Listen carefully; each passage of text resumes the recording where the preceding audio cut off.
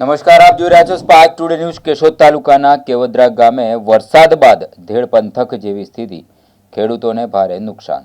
કેશોદ તાલુકાના કેવદરા ગામમાં ભારે વરસાદ બાદ ધેડ પંથક જેવી પરિસ્થિતિ સર્જાઈ છે। નોરી નદીના 10 મસ્તા પાણી ખેડૂતોના ખેતરોમાં ફરી વળ્યા છે। ખેડૂતોએ હજારો રૂપિયાના ખર્ચે બનાવેલા પાળા પાણીના જોરદાર પ્રવાહમાં તૂટી ગયા છે।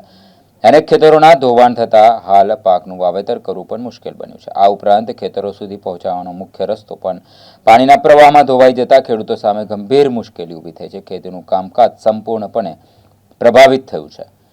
નુકસાનગ્રસ્ત ખેડૂતોને તાત્કાલિક સર્વે કરી યોગ્ય વળતર ચૂકવવાની તેમજ રસ્તા અને પાળાઓનું વહેલી તકે પુનઃનિર્માણ કરવાની સરકાર સમક્ષ માંગ કરવામાં આવી રહી છે। હું કેશોદ તાલુકાના કેવદરા ગામનો ખેડૂત છું। મારું નામ નરેશભાઈ પુનાભાઈ કારેણા। આ છેલ્લા 3 દિવસ પહેલાં વરસાદ પડ્યો, એમાં મારે 4 વીઘા જેટલું આ નુકસાન, એમાં કોઈ પણ વાવેતર કરી ના શકું। હું 7 વીઘાનો ખેડૂત છું, એમાંથી આ 4 વીઘા જેટલી મારી જમીન ધોવાણ થઈ ગયેલ છે।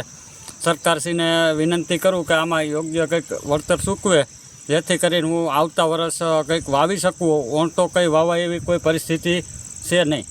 કેટલો ખર્ચો કર્યો તો અંદાજિત 1.5-2 લાખનો ખર્ચો તો આમાં આવે એવી પરિસ્થિતિ છે અત્યારે। તમે આ જોઈ શકો।